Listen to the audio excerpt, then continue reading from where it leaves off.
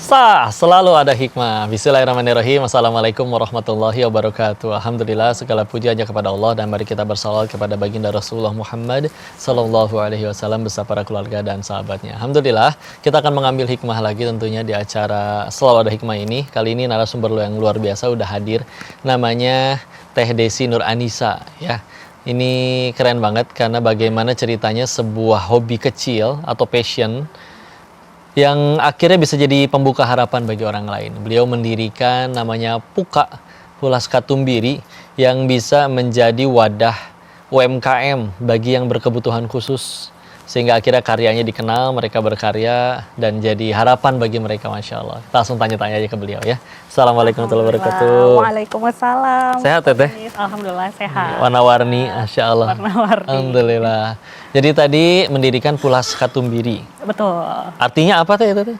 Pulas Katumbiri itu diambil dari kata Sunda, bahasa Sunda, artinya goresan pelangi. Goresan pelangi. Ya. Mulai dari tahun 2015, alhamdulillah. 2015 sampai hari ini ya. Ya, Masya Allah. 10 tahun. Nah, asal muasalnya atau latar belakangnya apa Teh waktu itu? Mendirikan Puka ini. Jadi yang melatar belakangi saya mendirikan Puka itu adalah dari kurangnya akses dan juga wadah untuk teman-teman disabilitas untuk berkarya gitu. Oke, Akhirnya mendirikan Puka untuk menjadikan wadah mereka berkarya dan berdaya yang tentunya produk tersebut dapat diminati oleh masyarakat gitu. Terus waktu akhirnya mau nyediain wadah buat mereka itu kenapa? Kebetulan pada tahun 2015 itu untuk usaha yang memang berkecimpung ya di ranah sosial bisnis itu memang masih jarang. Dan di dekat saya memang ada suatu sekolah luar biasa yang biasanya saya ya lihat gitu ya. Oh, mereka sering berkegiatan nih, kegiatan vokasional gitu ya. Berkreasi, ada make up class, cooking class gitu. Saya coba manfaatkan untuk bekerja sama dengan mereka gitu. Tapi kalau latar belakang dulu kuliah ini ITB katanya. Betul sekali. Iya, jurusan apa?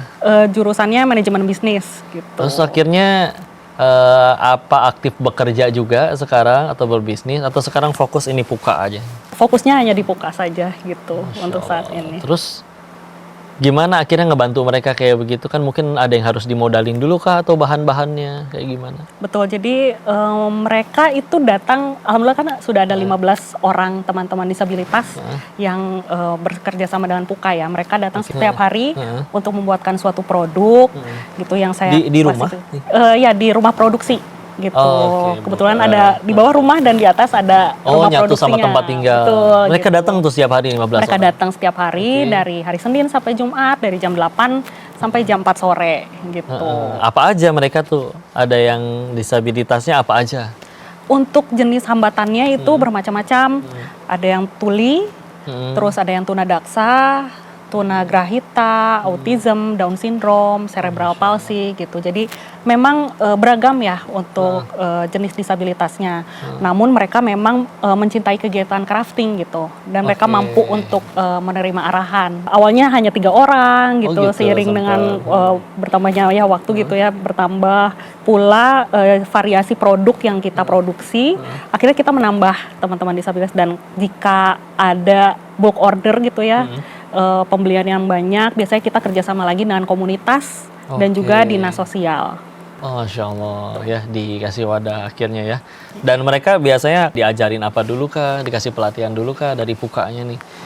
Nah, karena memang untuk di sekolah luar biasa itu ada namanya mata pelajaran vokasional yang mereka memang difokuskan pada kegiatan hard skill, seperti yang tadi yang memasak, crafting dan lain-lain, dan mereka dibekali basic skillnya.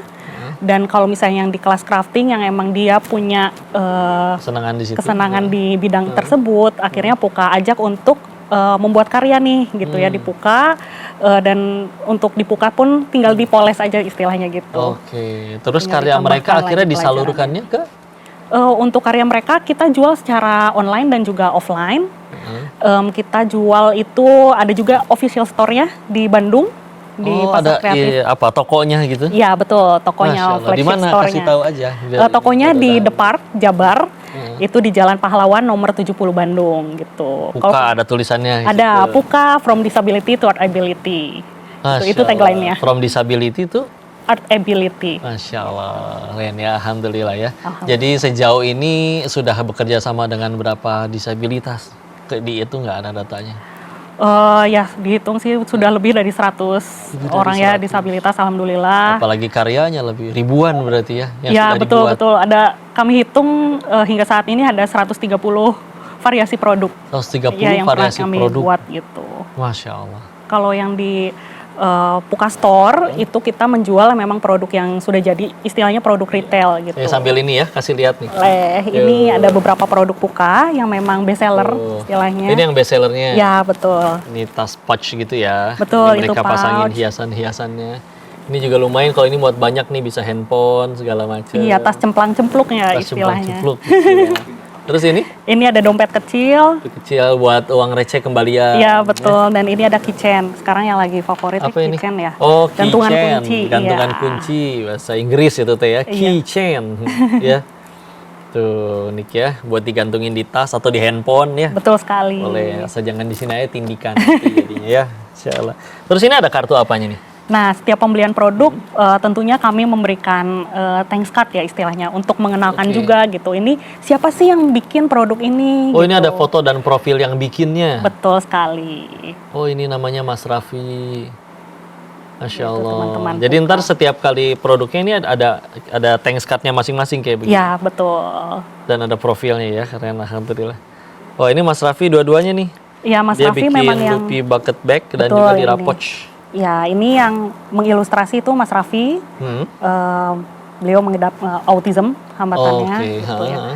Lalu untuk pembuatan makramnya, tas makramnya itu oleh teman-teman tuli, teman-teman tunagrahita, Oh, ini kerjasama autism, ya. betul. Ininya sampai akhirnya jadi satu karya. Boleh tahu nggak ini dijualnya berapa? Kalau yang ini harganya 285.000. Masya Allah, worth it ya. Worth Lucu it. juga, warna-warni gitu ya. Masya Allah, keren banget nih pemirsa inspirasinya. Tapi masih banyak yang bakal Koko tanya-tanya lagi. Untuk itu kalian jangan kemana-mana, tetap di Selalu Ada Hikmah. Karena saya memang langsung mengobservasi langsung mereka gitu ya. Gimana cara bersosialisasi, gimana pendekatannya gitu kan. Saya banyak belajar dari mereka dan juga guru-guru SLB gitu.